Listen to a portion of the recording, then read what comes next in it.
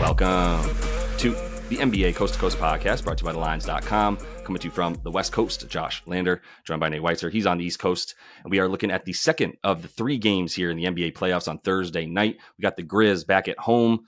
Maybe they'll make it a series. They're hosting the Thunder here in this one, down 2-0. We're going to be breaking down matchups and insights for you guys to help you with all the best bets you're looking to make. Also have episodes up for the other two games of the night as well. So make sure to subscribe to that channel and catch all of the action as we bring you individual episodes for each of these games throughout the postseason. Nate, let's go ahead and jump right into your first look here for what we hope becomes a series in Game 3.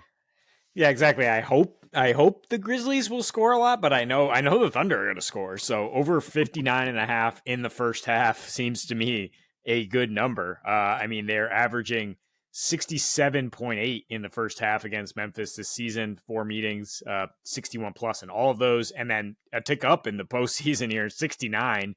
It is a 107 pace to open this series in the first half, which, it is insanely fast for any situation, but especially in the playoffs. And Memphis continues to struggle in all the departments that you would expect OKC to thrive at. I mean, they're shooting 73% at the rim. They're actually only shooting 27% on mid-range shots, which, to me screams like, hey, here comes SGA, who is minus 140 to lead this game in scoring. And I think that's value. He's easily capable of surpassing his teammates, and I don't really trust Ja or Triple J to have any success on the other side of that ball. Only 50% on twos for Thunder in the regular season against Memphis. Like I said, their interior defense has struggled lately, so it's not a surprise to see that go up to 58% in this in this series. And they're bottom 10 in both fast break points and points off turnovers allowed since the All-Star break are the Grizz, and the Thunder are just feasting off their turnover issues and getting out. Yeah, for sure. But what do you want us to say, right? There's the Thunder offense comes from its defense, and it doesn't even have to in this series because this Memphis team is so bad in transition. Like, this Memphis team is hanging its hat on transition and speed and everything.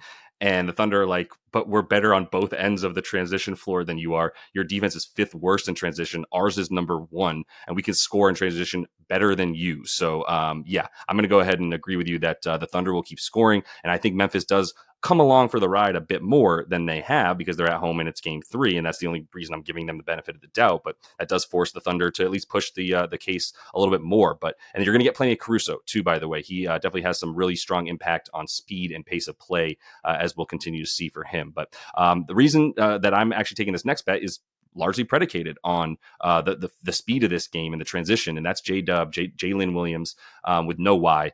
Over 4.5 dimes there, or you can take the RA 9.5, juiced a little bit more. But I've been loving the RA, and I'm probably going to play both if we're being honest here. Get that account health up a little bit. The thing here about the RA that I'm shying away from more than I was in games 1 and 2 is just the rebounds are not quite as sexy as the assists. Let's put it that way. And it really comes down to the chances, right? Like, the rebound chances against this team, despite the fact that he's gone over pretty consistently on the rebounds, or at least about half the time this season on the boards, the rebound chances don't go up. He's still at about 9.5. And now they're asking us to take him at 6 boards for plus stuff. I'm out on that by itself, but I'm super in on 4.5 dimes because that goes up. The potential assists go from 9 per game to 12 per game for this dude. 9 on the season, 12 potential assists per game versus the Grizzlies in 6 games this season, over in all of them, except for 1 on the 4.5 number there. So over in 5 of 6 against them. And as I said, it comes down to transition because SGA, let's call him the best scorer in the half court in the league, which, by the way, it's always Jokic. Every time we say someone's the best at something, it's probably Nikola Jokic who's better than them, but we'll give the benefit of the doubt for right now and say he's the leading scorer in the league and he's the best in the half court. J-Dub, this is one of the better transition players. He's at 5 points per game in transition. He gets about 2.5 assists per game in just transition alone, and drives to the basket too. So love him in this series a ton. We've talked about how this is a great one for him. We'll keep going back to him on assists, RA, and I'm not mad if you want to add the points too in this one. Yeah, he was scoring in transition as well.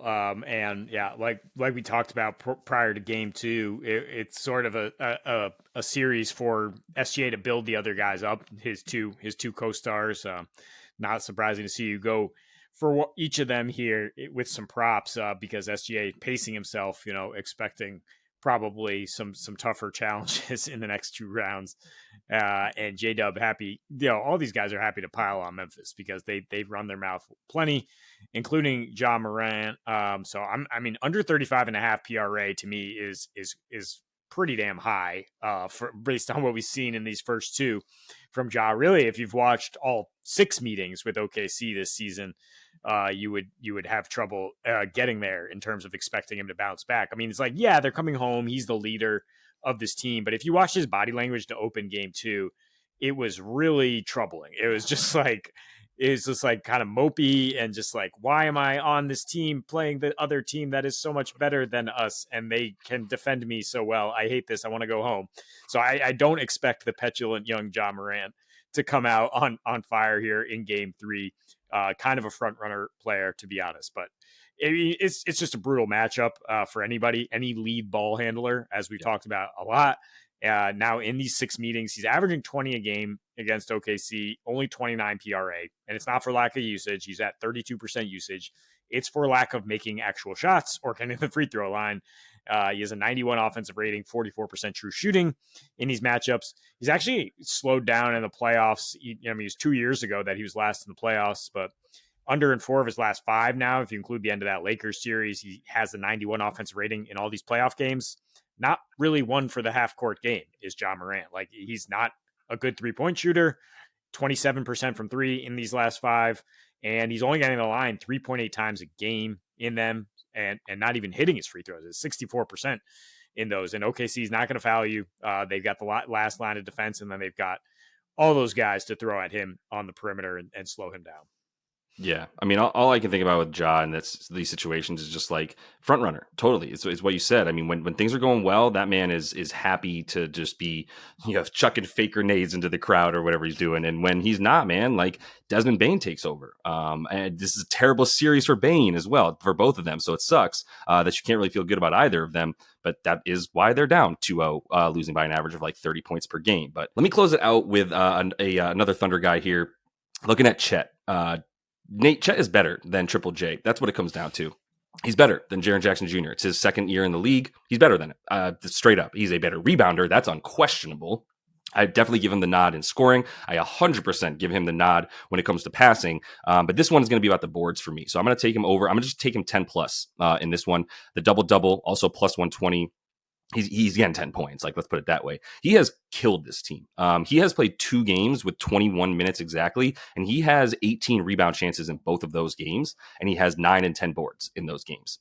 So he's killing them. And he is one-on-one. Like, the matchup with he and Triple J is the whole game. Those two dudes guard each other. And that's the case in this series. The starters are all just guarding each other. SGA and who's guarding him? Pippen Jr., Dort, and Ja, right? They're all just guarding each other. And that's the case in this one with Chet and Triple J. And like I said, Chet better, just so much better. The other thing here is let's not give him 21 minutes. Let's give him 30 minutes like he played 33 in this last game. Well, if you give him 30 minutes on the season and you find all the games where he's played at least 30, he's at 10.9 rebounds per game. He's over in 11 of 13 games.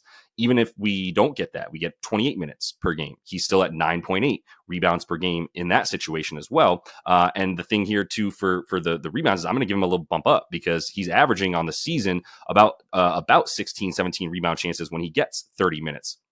He's averaging 18 rebound chances versus this team in an average of like 23 minutes per game. So you extrapolate that out to 30 minutes, it makes sense that he had all the rebounds and rebound chances in this last one as well. So happy to go back to it. If you wanted to add points, great, but I think double-double is all you really need here for plus anyway, and we're looking at good stuff. Yeah, I mean, taking Isaiah Hartenstein last time out, I kind of was watching this unfold that Chet was just getting so many more boards because he's coming from the weak side. In part, is Memphis fears him. They don't want to attack him at the rim, right? So he's just there and waiting for Hartenstein to contest, and then he can swoop in on the weak side and grab these boards. So that explains, I think, why in game 2 he out rebounded Hart. And he should be longer for the series too, especially I think whether Edey plays or not. Like, I mean, I think Memphis should just go with the Aldama at the 5 lineup and try to get smaller, to be honest. But if it's Edey and Hart tangling, then again, Chet can just swoop in and grab those loose boards. Yeah. That's the other thing about him. He's so foolproof and safe in terms of like, well, there's no lineup that you're going to run him off the court. He's the most versatile 7-1 dude in the league probably right now, at least in terms of like the fact that he was a guard. Maybe like 8 years ago he was a guard, and all of a sudden he's a center. So that is all the time we have for you though in this one. Hopefully it is a good game. The other 2 games I think are going to be awesome. So make sure you are subscribed and check out the other couple episodes that we have up for you guys for Thursday night's action. Until we see you next, happy betting.